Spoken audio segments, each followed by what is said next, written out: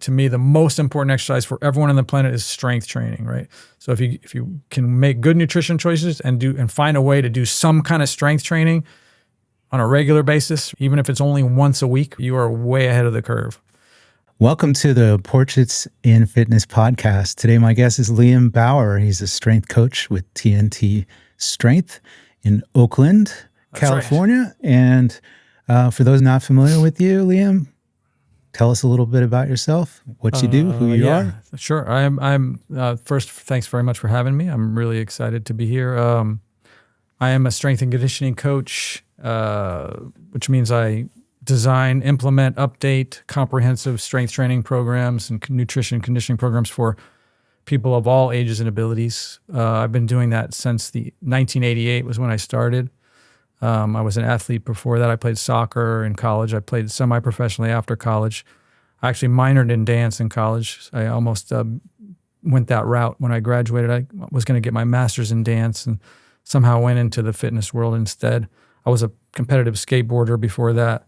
So I have sort of an athletic background in different ways. A lot of martial arts stuff. I also teach self-defense. I've been doing that for like 26 years with an international nonprofit organization that teaches people all over the world. That's a whole separate thing.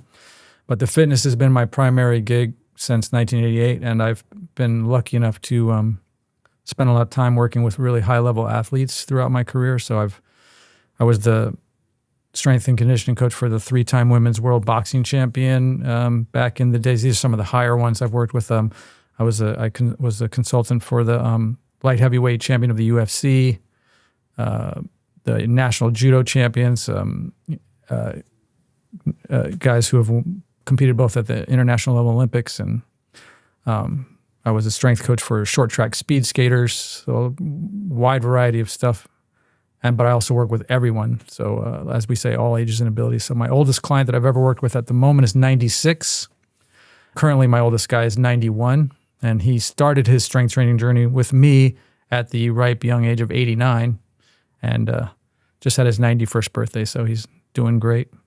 And he sees you once a week? Just once a week, yeah, once a week for 30 minutes. But he's still making gains. Oh, yeah, absolutely. Yeah, he started with us being able, as an example, he could leg press, about 100 pounds, and now he's like well over 300 pounds. And he keeps on coming back. So, yeah, it's fun. He's fun. I enjoy working with everyone. But I also especially love to solve problems. I've worked with people who have congenital birth defects. Maybe they're missing fingers on a hand, or they're blind, or all kinds of amazing things, right? And you got to find ways to make everything work for them. And it's fun to make that stuff and help them realize they can still get stronger. And so that's stuff I enjoy about it. So I originally set out to just include people over the age of 50, and I've kind of tweaked that threshold a little bit, lowered it. So I'm just calling it like middle age and older, but active people over the age of, over middle age. I guess middle age could be anything from 35. Target, right? Yeah. Basically like the threshold where everybody underneath that has a tattoo, right? If you're older than that, you're probably middle aged or older. There you go. Yeah, that's funny. So if you don't mind sharing how old you are, that would be cool. I'm right now, I have my own way of looking at birthdays. So I am in my 63rd year. So when you celebrate birthdays, right, you're celebrating the fact that you just completed that year, right? So I just had my 62nd birthday, right? So, but I always tell people I'm the age of the year I'm in. Mm-hmm. So I call myself 63. All right. That's very Chinese New Year type thing. So that's where I'm at right now. And I started lifting weights when I was I started late in some people's eyes. I think I was probably 25 before I actually started lifting weights, but I had already been athletic and done, calisthenics, and push-ups and chin-ups and, all kinds of stuff. But I didn't know anything about strength training specifically. And I got into it at that point and really dug in. It's just kind of my way. I'm kind of an all or nothing person. So if I decide to do it, I tend to take it as far as it goes. So you got almost 40 years in strength training. Yeah, it's pretty crazy. Your belt. It's hard to imagine. And 36 as a coach, right? Yes. Yeah, absolutely. So how did that trajectory work? I started out with jiu-jitsu, traditional Japanese jiu-jitsu, which is where all jiu-jitsu comes from. Mm-hmm. People these days all know Brazilian jiu-jitsu really, but it's really just Japanese jiu-jitsu that's been refined slightly by these other people. And then I've worked in some different, more other like pure, what they would call self-defense systems. I was a student of a guy named Tony Blauer, who's a genius, who developed a program called the Spear system, which is this amazing thing. It's like basically this idea that our bodies have a built-in startle flinch response, and you can learn to weaponize it. Mm-hmm. So like what we all do automatically, you can turn it into like a technique. Preparedness. Yeah, it's amazing. Yeah. So I still explore his information, but I'm not an active student or actively training in anything these days. So mostly these days, it's mostly just my own fitness, just trying to stay strong and functional. Yeah. Mm-hmm. So I don't even play soccer. I haven't played soccer probably in like 20 years. It's like I almost feel like I dreamed all that stuff, but I think about it all the time, and I'm actually hoping to try to maybe get back into it over the next couple of years. Mm-hmm. We come from slightly opposite sides of the spectrum in terms of our approach or our interest in fitness, because I come from like a team sports background, and I'm actually very well prepared for my final game at the Oakland Coliseum tonight, representing those of you that understand this. I know it's topical for right now, but this will leave a lasting impression, hopefully, and no interpretation necessary. It's a message to the Oakland A's owner. Nice. But I think that's a little unusual. Most people, so you're into doing your thing, and it's mostly individual pursuits, and there's no teams involved. You're not relying on anybody else. Yeah, I mean, obviously I did play soccer, which is a team sport, and that was my life for a while. Once I discovered it, I was a skateboarder. I competed in skateboarding back in the 70s and early 80s. I was on a team. I used to do, back then they had skate parks, with the swimming pools and all that stuff. This was, pre-X Games and all that stuff. Yeah. And I used to love it. Like people always talk about, guys like Tony Hawk. The whole world knows who he is. He was like a little kid when I was coming up, but he was already better than me. And in soccer, I played in college and I played at LIU in New York, and I think we won our conference my freshman year. But I mean, I can hold my own, right? But I'm not, I'm not an All-American or whatever, right? But whatever I do, I seem to be able to hold my own. I can surmise there was a pretty steep learning curve or ability to get on top of strength training if you started out at 25 and then about 4 years later you became a coach. Yeah. So how did you end up coaching strength, and how has your understanding of it and your approach to it changed over the years? Did you ever make any big mistakes that a lot of people make, like going to the gym every spare second? Absolutely. And, the nutrition mistakes, all that, under recovery. Yeah, I've made every one of those mistakes. That's what I'm interested in. Let's hear about the mistakes. So when I started out my strength training, I literally knew nothing about it. The real reason that I joined the gym was, like they didn't have much of a gym at my college back then. And interestingly enough, for example, I'm playing soccer. We didn't even do a strength and conditioning program. Like we just played soccer. That's what they had us do. We practiced constantly, but I mean, they didn't say lift weights or, nothing like that. And I didn't know anything about it. And I was very skinny. I'm only about 5'7", 5'8", and I probably weighed about 130 pounds at that time. I was running, probably 3 to 5 miles a day, every day just in practice. And I didn't know anything about muscles and stuff. And when they had a special at the gym in the town nearby, and I said, I'm going to go join this gym. It was cheap, and you're a starving college kid. And just by chance, a student that I knew casually was working there, as an instructor. Personal training didn't even exist back then, and he was super muscular and was already into it and everything. And we became friends, and he kind of took me under his wing. And the best part of that relationship, and we're still friends now, 40 something years later, which is awesome. And he's probably the strongest person that I've ever known right now. And he's, just a little younger than me. He that's a whole nother story, but he comes to our gym and visits now and then and can lift more than anyone. And it's crazy. He's just like a superhero. But, the two best things that I learned from him was that you should always be safe and you should write everything down. And those two things I learned right away, and they stuck with me.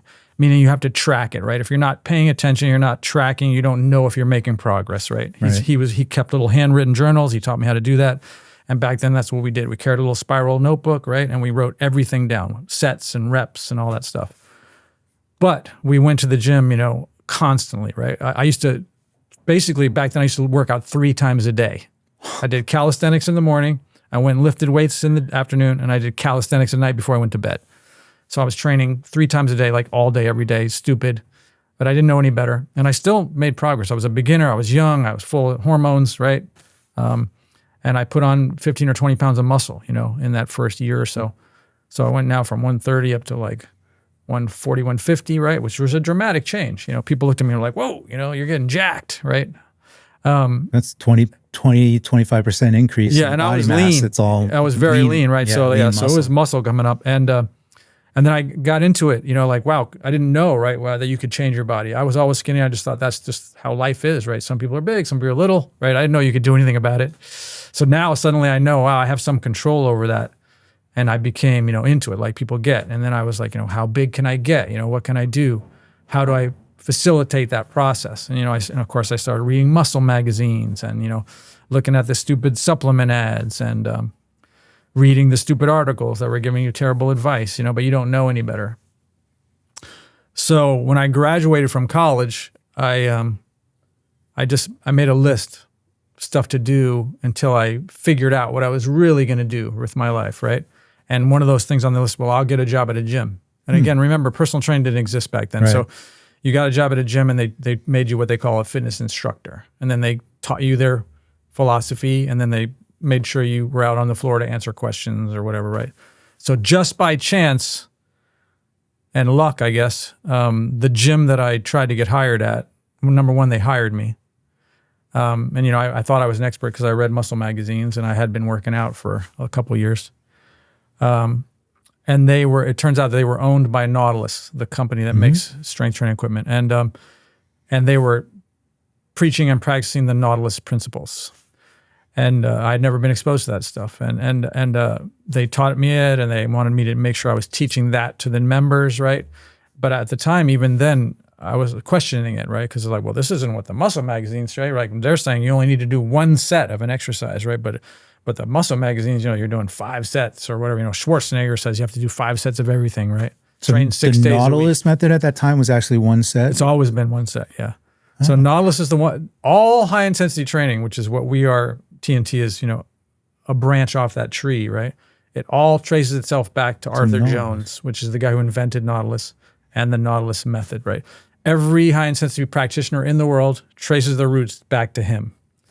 I sometimes say he's like the meteor that landed and then the ripples went out, right? And we're all tracing ourselves back along that path.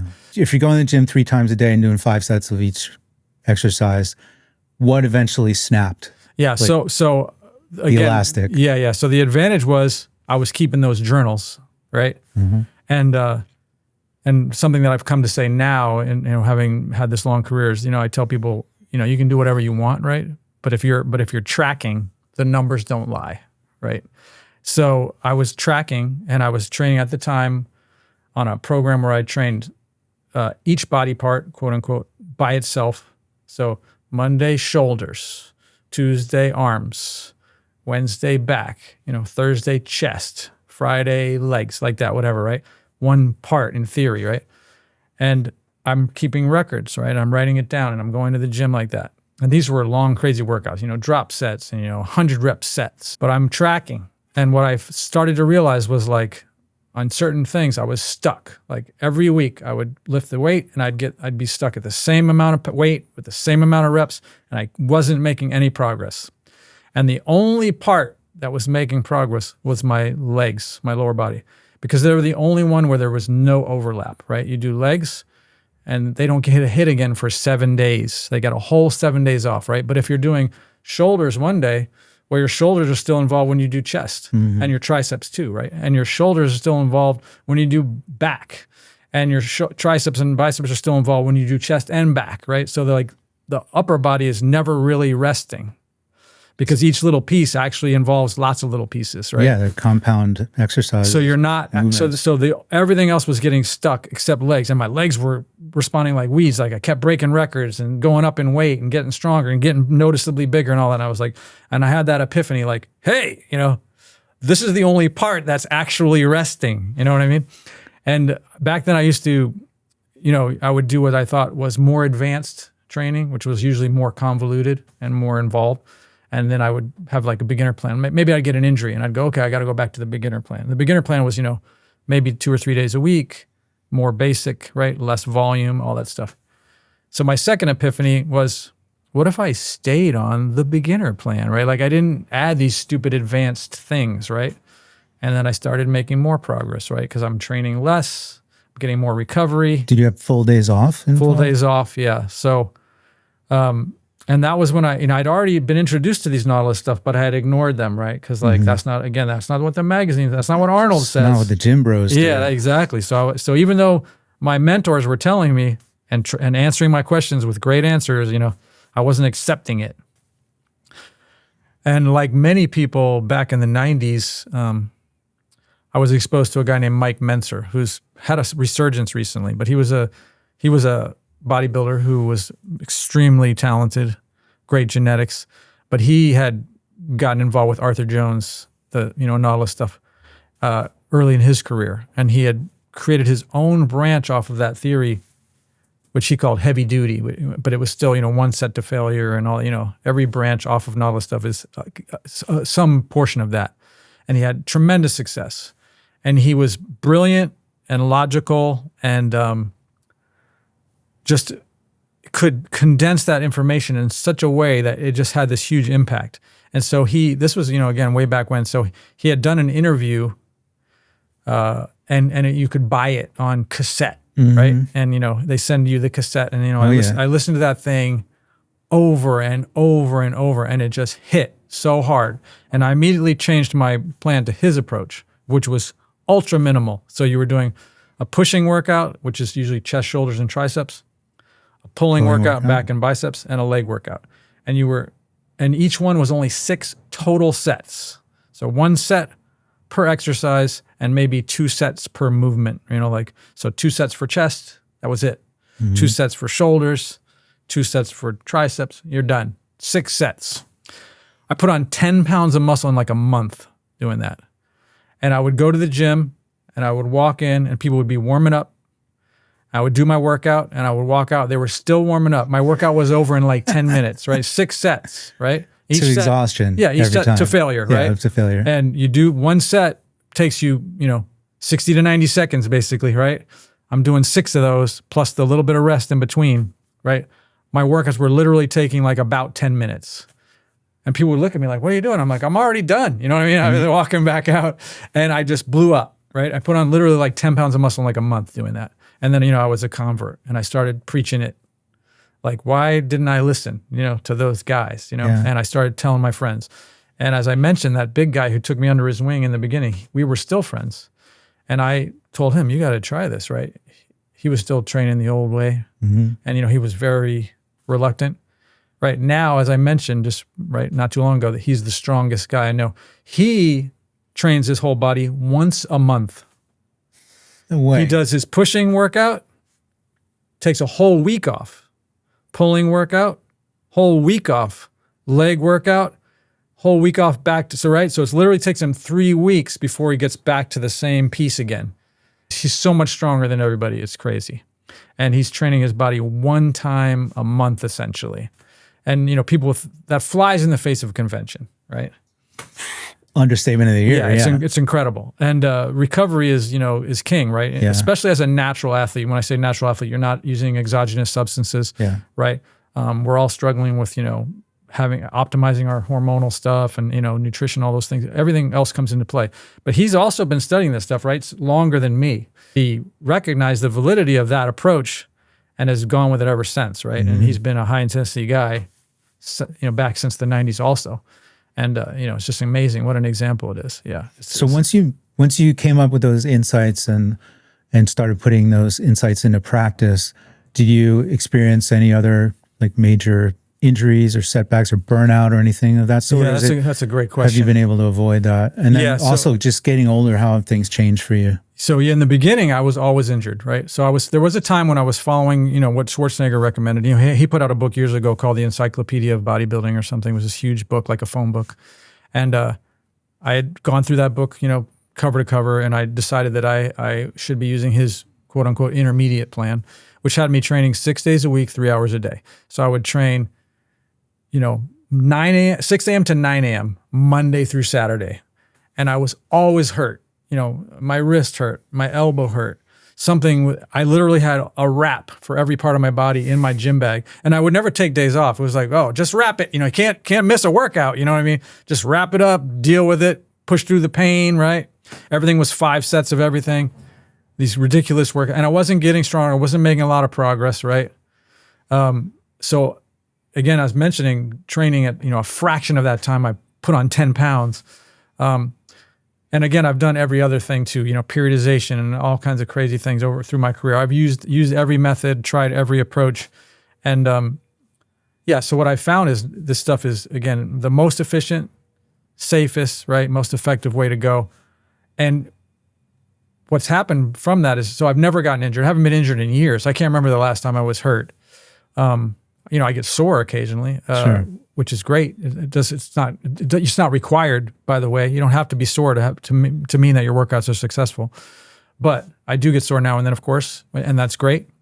But I haven't been injured. I can't remember the last time I got hurt, right? Do you feel like you're still making gains? I'm still making gains. I'm still putting on muscle. It goes cyclically, right? You gain a little, you lose a little, right? But I still see upward progress. I'm still going up in strength on things.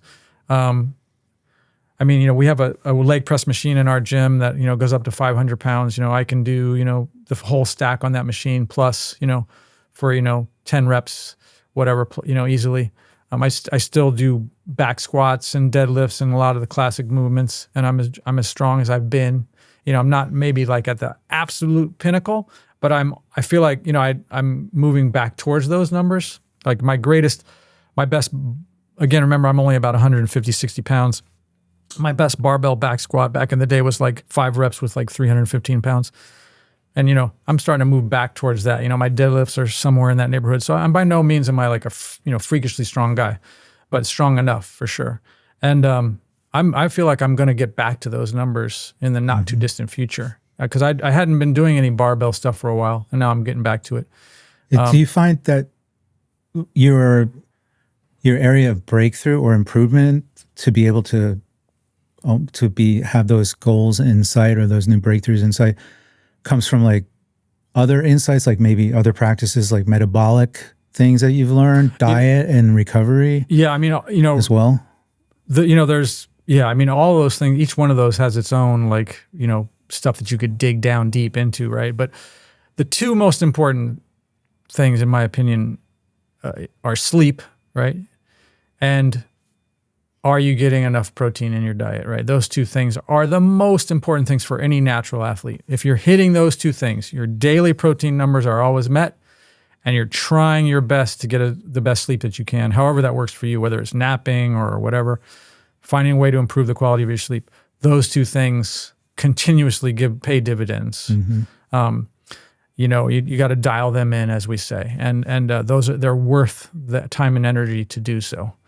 And like anyone, I can see those patterns. Again, I've been tracking meticulously for years, right? So I can see those patterns because I keep track of, what I ate, what my mood is like, So if I keep a training journal, which I did written for years, it'd be like, had a fight with my girlfriend last night, ate pizza, you know what I mean? Mm-hmm. And I can see right over time, did I have a shitty workout after that? A better workout, you know what I mean? Mm-hmm. And what elements seem to be contributing? You see that these, I slept great, right? I had my diet was dialed in. Oh, look, my numbers are going up, all those kind of things. They sort of lend themselves, and you can start to see the patterns, right? If you're bothering to take those records and keep those notes, which is not hard to do. Yeah. Nutrition tracking, right? Yeah. And those notebooks have they'll last forever. I still have those them, hard right? drives and those iPads I still have actual handwritten notebooks going back, right? All the way back to the 90s. And it's cool, to see that stuff. But the paradigm shift for me probably, and again, I'm not, so high intensity training is kind of the blanket term that's used for this Arthur Jones stuff, right? And, he has a set of principles that he applies that are like the foundation of what myself and many people in my niche all over the world practice. But unlike many of those people, like, if you're familiar with martial arts, right? Bruce Lee, right? He created a martial art called Jeet Kune Do, right? Mm-hmm. So some people feel like if you're not doing exactly what he was doing in the 60s, right, you're not doing it, right? Or there's a thing called Pilates that people are familiar with. Some people think if you're not doing exactly what Joseph Pilates said when he invented it, you're not actually doing it, right? Yeah. But Bruce Lee, by his own definition, said you have to evolve, right? And you have to take what works and get rid of what doesn't, right? And so I believe that he would evolve.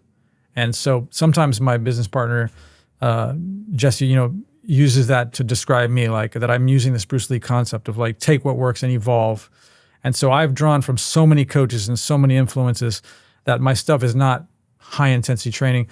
We sometimes jokingly say we're like HIIT adjacent, right? Or HIIT influenced, right? Mm-hmm. So I use those principles but the paradigm shift for me is that using the filter of what is the least amount required to achieve the desired result, right? And only then, if it isn't working, there's a logical place to go, right? You could add stuff. But most coaches start from this place of more volume, more sets, more reps, more frequent workouts. And if shit isn't working, you don't know where to go, right? Do I add sets? Do I subtract sets? How many do I add? How many do I subtract, right? As Menser, the guy I described, Mike Menser said, when you start with one set, if it isn't working, there's only one place to go, right? More sets. But if you start with 5, do I go up to 6? Do I go down to 4? You know what I mean? Mm-hmm. How far down? How far up, right? All those things, right? Nobody knows. So that's the filter for me is safest, most efficient. And if you listen to our podcast or you talk to anybody at TNT Strength, right? Our tagline is, we help people get as strong as possible, as safely and efficiently as possible, right? So we recommend 2 workouts a week, 30 minutes, with several days of rest in between. You can make success with less, as my example of my friend, Big Mike, right? And you can make success with more. It varies, right? Yeah. The real answer in fitness is coaches should never just have an answer, that sound like they know, right? Mm-hmm. The real answer 99% of the time is it depends. Yeah. Right? Yeah. Yeah. Absolutely. So many factors. Do you find that holds true with diet too, or is the protein the real starting point, no matter what your choices are? For me, after all these years of exploring, again, I've made mistakes in the nutrition stuff too, and got sucked down to different approaches. You got to eat 7 times a day, or you can't eat more than 30 grams of protein at a time, or blah blah blah. You got to have breakfast; it's the most important meal of the day, right? Again, I've studied all this stuff just as much as I've studied everything else, and I feel like I have an ability, to critically analyze things, and that's just like a strength. And sometimes it comes from experience. But yeah, what I found is that the protein never changes, right? Everyone needs it. And it doesn't matter what your other chosen approach is. And we have a minimum effective dose, right? We need a certain amount to get the most out of our daily life. And if we're not hitting that amount, we're not going to be optimized. Can we survive with less? Of course. Is it okay to have more? Absolutely, right? But there is a number that we all have, and we need to hit that number regularly to get the best results possible. Everything else doesn't matter. So we work on the philosophy that hit the protein and manipulate the other 2 however you want. You like carbs more, lower the fat and raise the carbs. You like fat more, lower the carbs and raise the fat. You can't raise everything because total calories do matter, right? But play with it, right? And just like everything else, just like your strength training stuff, it's a experiment with an N of 1, right? You have to do what's best for you, because sometimes it's mental. There's all kinds of factors. Again, it depends. But it's always fluid. Like you said, like if you had an argument with your girlfriend the night before, things change. Things are fluid, and that might be like an X factor that comes into play. Yeah, and each of us have innate things going on in our bodies, right? We age and injuries and, genetic predisposition, and what have we done with those levers over time? Were we smokers for a while? Were we drinkers? Are we still? You know what I mean? What are we doing outside, in the bigger picture? Are we pulling the right levers? Are we, flipping the switches in the best direction, right? There's little things we can do. Again, genetics, they used to think everything was locked in. Right now they know there's a lot more levers we can pull. But yeah, I'm a huge believer in good nutrition and that it's the foundation. So for me, the foundation of health is nutrition from the inside out, right? We are what you eat, right? The greatest cliche, but it's totally true. And from exercise standpoint, to me, the most important exercise for everyone on the planet is strength training, right? So if you can make good nutrition choices and find a way to do some kind of strength training on a regular basis, right? Even if it's only once a week, right? You are way ahead of the curve. And then if you want to talk more about nutrition, I'm happy. But I definitely have ideas that I think make sense, and I myself, I think we're pretty aligned on that one. Yeah. So I personally, after again playing with lots of things, am skewed towards lower carbohydrates. I think sugar is poison. I hear you on that one. Yeah. It's so addictive. Yeah, I've been playing with the lower carbohydrate thing again since way back in the 90s, again, because I'm always studying, and I've written about this stuff for years. I've written articles and, I've blogged and I was podcasting back in the early 2000s. Yeah. Where can viewers and listeners find your blog, by the way? Because I've gone to your blog and I've gained a lot of insights about your approach and what you've learned there as well. That's I appreciate really it. great. Yeah. So we have a blog now at our website, which is www.tntstrength.com. And I have a blog on there, which is about 90% written by me. Some of it's by my partner. Some of it's from other contributors that I have been kind enough to share stuff with me. And I always give them credit, of course. But 90% of it is written by me. And then we also have a podcast, which we've been putting out for about 7 years, and we're over 170 episodes, and that's mostly me as far as like who the guests are and that kind of stuff too. Right. So both those are great resources, and a lot of it's evergreen. I love your email signature. You have 2 quotes in there, and I'm pretty sure they come from you and you only. And we'll start with the first one. I want to read that. When you want something you've never had, you have to do something you've never done. Is that kind of a source of discovery for you, or it's not just advice for people, but is it personally, is that kind of a drive for you? It's like, okay, yeah, I'm over the age of whatever, it doesn't really matter. Let's try something we've never done. Yeah, it's definitely a personal thing. And it's funny though, just a quick side note is like people sort of hit me back with it all the time. Like if friends or people that are close to me feel like I'm like bogged down or sidetracked or sort of stuck in the mud, they'll like hit me in the face with my own stuff. Like, go to a remember restaurant. what it says on your thing, you know what I mean? Like, do something about that, you know what I mean? But yeah, I think at a relatively young age, I mean, definitely in college, I decided to try to challenge myself to do everything that I was afraid of, and I people used to think I was like fearless, and which is not true at all. Like as I said, I was a dancer, and I would stand in the front of the class, and like I would, put myself out there all the time, and people just thought, oh my God, you're not afraid of all this stuff, and I'm like, I'm terrified, right? But I'm making myself do these things because of that reason, right? Like I'm trying to put myself. There's 2 ways to approach fear. Yeah.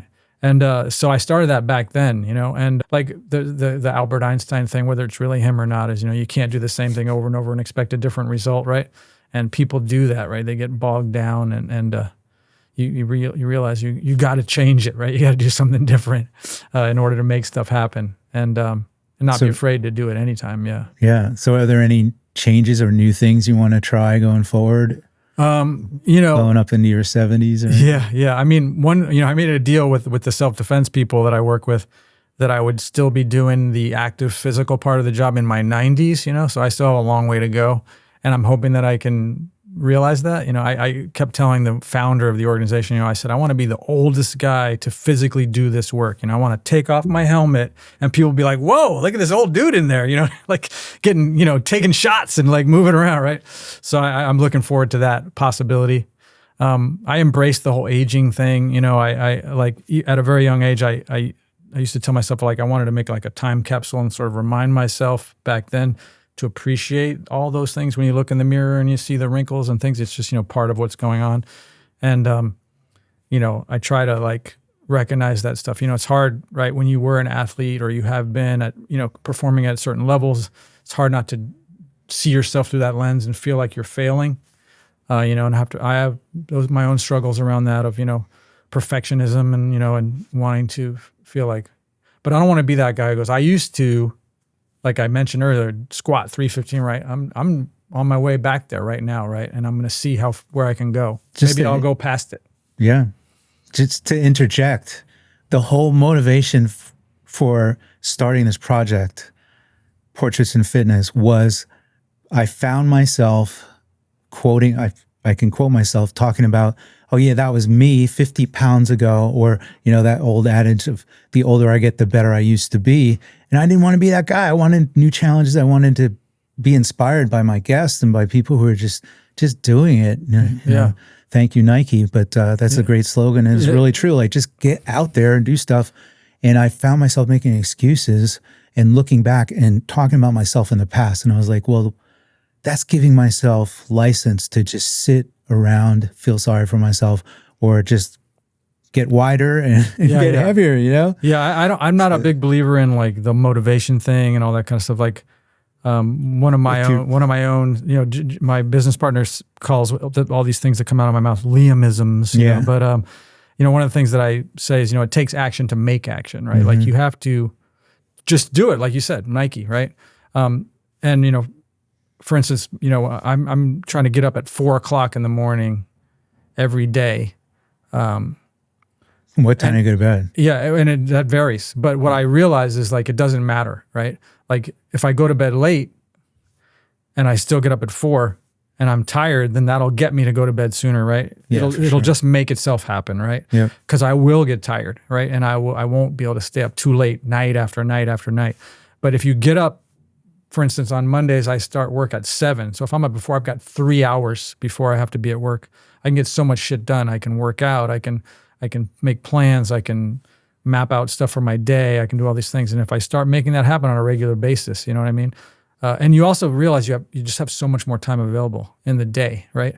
When you get up sooner. And I've always been an early person, but I fell out of that habit after many, many years, where I started sleeping as long as possible. What's the least amount of time I can wake up and still make it to work? You know what I mean? Like, and I got into that habit of like, can I do it in an hour? Can I do it in 45 minutes? Right? How short can I compress and still get there on time? And I don't like that feeling of like rushing in at the last minute, So I'm trying to get that done. And, for my own exercise, keeping that minimalist concept in mind, like, right now, I only do 3 exercises per workout. And you work out twice a week? 3 times a week. 3 times but a week. I only do 3 exercises per workout. So like, and I do big bang movements. So like one workout I do, back squats, bench press, row, and another workout I'll do like standing shoulder press, chin ups, and deadlifts. And there's 3 things, but I only do 1 hard set to failure, right, of those 3 things, right? So that it's 3 sets, right? It doesn't, even though it's hard work, it's not exhausting me, right? Because I'm not doing 12 sets or 20 sets, right? And burning myself out and digging a bigger hole that I have to recover from. So I don't feel overtrained because I really only did 3 hard sets. You know what I mean? Yeah. So do you find your recovery needs have changed just by virtue of aging? Because you've kind of haven't overdone the physical stimulation for quite some time because you've been practicing this high intensity to failure approach for a while. But has your recovery changed? Have the dynamics changed at all over the years? I feel like it's probably it depends, right? Again, on how I program. But I mean, I've always found that I need recovery. Like the old classic high intensity was full body workout, 1 set to failure, 3 times a week. That was the classic model, right? And it seemed like it wasn't a lot, right? Because you're only doing 1 set. But the average workout was, 8 to 12 exercises. So now you're doing 8 to 12 exercises every other day, 3 days a week. You're still doing an hour and a half. So it still only take about 30 minutes to do that. Minutes. Yeah. But what I found was when I did that regularly, like after about 3 weeks of that, I was starting to go over the edge. And so then I adopted a very easy fix. I took every 3rd week off. I train 3 weeks, take the last week of the month off every month. That's a model that still can work for me. take the last week of the month. I train hard for 3 weeks, take a week off. Hard for 3 weeks, take a week off. You don't lose anything, right? You just keep making progress. So that's one way to do it. Are you staying active outside those 3 workouts It's a week? very, Are you going for walks or jogs or playing soccer or anything? I'm not like doing that, any other sports at the moment. I do conditioning, what I call conditioning, and I've been a proponent of what's now these days known as high intensity interval training. Right, I've been recommending brief, intense stuff since the beginning of my career. So back in the 80s. When cardio was really king, right? And people would spend 2 hours on the Stairmaster and take step aerobics classes that were 90 minutes long. And I saw that every day at the gym. And back then I did 10 minutes on exercise as hard as I could 5 times a week, but 10 minutes, just grinding hard as I can for 10 minutes. And that's all I did. And at the time I was considered to be doing zero cardio, right? When everybody that was watching, because they're on 2 hours, right? They're like, you don't do cardio, right? And I actually got brought in as an experiment.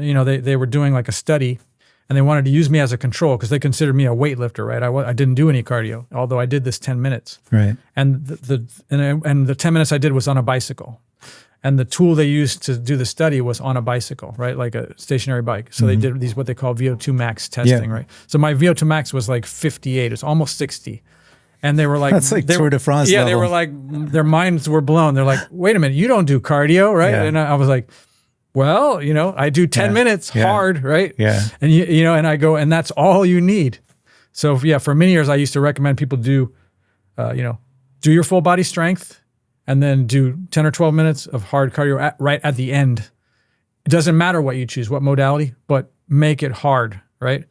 And that's just one method that I've used. So on the days you're not doing a strength training, are you doing something like that? Or are you combining what I'm doing now. And do you have like full days off? Oh yeah, I absolutely have full days off. Yeah. That's okay. So weekends for me are off. I don't do anything on the weekends. I mean, I move around obviously, but I also might just binge Netflix on a weekend, like the world does at times. That happens. Yeah. But so my right now my week is 3 workouts, Monday, Wednesday, Friday, but only 3 exercises. And then I also do intervals on those same days. And that still only takes about 10 minutes. And my interval workout now is what's sometimes referred to as the 1-minute workout. So there's a book out there literally with that title. It's based on research out of this place up in Canada, McMaster University. They were trying to do a study with that concept kind of my stuff. What's the least amount of cardio that you can do and still see all the benefits? And they came down to this 1 minute. And so what you do is you do 20 seconds as hard as you possibly can. You rest 2 full minutes, and you do that 3 times. So the total effort is 1 minute. Wow. But it takes about 10 minutes to do it, right? And that's what I do for my conditioning. And I have it down now where I only do 2 of those. So I do 40 seconds of hard work. That's it. And you do that on that wind trainer? I have my own bike. Yeah, a separate bike. It's amazing. It's called the Carol bike. They're these high-intensity AI, super high-tech workout bikes. I have it at my house. Yeah. And literally 20 seconds as hard as I can 2 times with 3 minutes of rest in between. And that's it. That's really interesting for me as a former Ironman athlete. The first coach I ever worked with, I kind of regret not staying with him because he wrote a book called Time Saving Training for Multisport Athletes. Yeah. And I was just starting out and I was working an office job, really long hours. And he had me doing the hardest workout I ever did in my life. Goes back to him on my stationary bike. He had me doing 30 seconds, balls to the wall, all out, 30 seconds off. It was, or maybe a minute. So it was 30 seconds on, 1 minute off, and like 10 reps. Yeah. So literally 3 minutes of work. Yeah. And I still remember that. And almost 30 years later, that was like the hardest workout, hardest set I ever did. And I got really good results, but I just was kind of too young and stupid to realize that I've trained, that was effective, even for Ironman. Absolutely, yeah. And it still is. I trained a guy who ran a marathon and he never ran more than 8 miles at a time. And it was all interval based. I had another woman a few years back running like 10Ks or whatever. And I created some workout programs for her, all interval based. And she beat her PR by like 20 minutes after following my program for like 6 months or something, you know what I mean? Yeah. And she never ran for more than 17 and a half minutes per time because it was literally dialed in that much. Wow. 3 17-and-a-half-minute workouts, and then she's crushing these 10Ks like easily. Wow. Yeah, it's crazy. So I'm going to quote you again, and you can just give your comments about this and elaborate. People ask me how to train, and I answer, look at what most people do and then do the exact opposite. Yeah. Because that's what we expect to do, is what everyone else does. Exactly. And so that's come about, again, from my relationship with these various mentors in the high intensity and, coaching community. And at this point, I've just been so blessed to create actual friendships with like some of these guys that are like the top researchers in the world in this stuff. Wayne Westcott and Juan Carlos Santana out of the Institute for Human Performance down in Florida, and just some of these amazing coaches that are like literally world famous or well known in the science, and they're like, these are guys that I can literally call up anytime and chat with and ask questions, and we're friends, and being exposed to this material and just recognizing, again, my own experience and my own journey, that 99% of the shit out there is just bullshit. You know what I mean? And people just can't see it. Even these guys, unfortunately, that have PhDs and they're thought of as, they think of themselves as scientists, and they do actually have a degree, and they're just putting out just garbage information, and they don't even understand it. They literally don't understand the most basic concepts. They're violating these principles of exercise science that people should know. And you're staying in your lane right now with exercise science, but I think we could probably expand that observation to well beyond. Yeah. Just strength and exercise science. Of course, right? yeah, and pile it high and deep. I try not to, the old classic thing is like, never talk politics and religion. Yeah. I used to always add strength training to that, right? Because it's the same thing. Yeah. You will get into like almost a religion, religious war, right? With like, one set, no sets, machines versus free weights, right?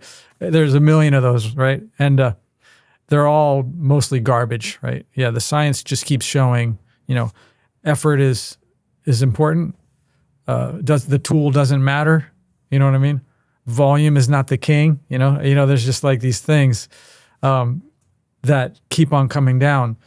And one of my sort of other Liamisms, I guess, is that I for years said, if we took the top 50 guys out that people think are smart out there, and we sat them all down at a table, fitness guys, there'd be like 6 or 10 things that every single one of those guys would agree on, and that's the only stuff that matters. The rest of it is just like preferences, trying to create a niche, trying to look cool or different, you know what I mean? But they'll all agree, yes, progressive overload is important, you know what I mean? Like training with effort, there's a certain thing every single one of them would have to go, yes, that's true, right? And again, that's the only shit that matters. And all that other stuff, kettlebells, free weights, Olympic lifting, right? That's all preference and other stuff, right? And we always tell people we're tool agnostic. We actually have every tool at team. We have kettlebells, dumbbells, sandbags, resistance bands. I think the message that comes through is you got to give your body a chance to take on that load and just get out of its way and let it recover, whether it's just rest or whether it's nutritionally or just like detoxing from social media and all that kind of stuff. Yeah. So just give your body a chance. There's only 3 things that happen. Hard. Yeah. There's 3 things that happen. You stimulate it, which is hopefully because you did it right. You have to recover from that. And only after those 2 things happen, you've stimulated it effectively and your body has recovered from that. If there's energy resources left over, then what they call, the scientific term is supercompensation, right? Then you actually get stronger, right? Right. Most people stimulate, don't recover, stimulate, don't recover, and they start to dig a hole, right? And they overtrain. And if they're lucky, they sort of get stuck where they stimulate and recover, but they're just back to baseline. They're not actually making progress, right? We see weekly, monthly, right, yearly, people in their 60s, 70s, 80s, right, getting stronger and stronger. It's normal for someone who has never trained to come to TNT and within the first 6 months be 300% stronger than when they started. on almost every exercise. You know, we again, I use that guy. He's 91. He was doing 120 pounds on the leg press. Now he's doing over 300 pounds, right? And that's once a week. Yeah, one time a week for 30 minutes, right? Yeah. And we have so many examples. And we measure body composition as well, right? We can actually see how much muscle, how much fat. We do that on day one. A few months later, they've added 5 pounds of new muscle, right? They've lost 10 pounds of fat. Like, that's all normal. We expect that to happen, right? When it doesn't happen, we're surprised, right? But in my experience, there's 0 non-responders to strength training, right? Everyone gets stronger when they strength train properly and recover, right? And get the nutrition and all that, right? Everyone. Yeah. So we know it's going to work. Yeah. Yeah. It's amazing. Awesome. And that keeps you going. Getting up at 4 a.m. Yeah, exactly. So that's my goal for myself. Yeah. So check back with me in about 6 months and let me see if I'm back up to 300 pounds. All right. We'll do that. But we'll also check back with you in 30 years when you're in your 90s and still doing what you're doing. Yeah, I hope so. Because I'm looking forward to that. Hopefully I'll still be here too. And so how do we check back with you? Where can we find you to wrap it up? It's great having you. Yeah, thank you so much. Where can we find you? Yeah, it's super. I really appreciate it again, the invite.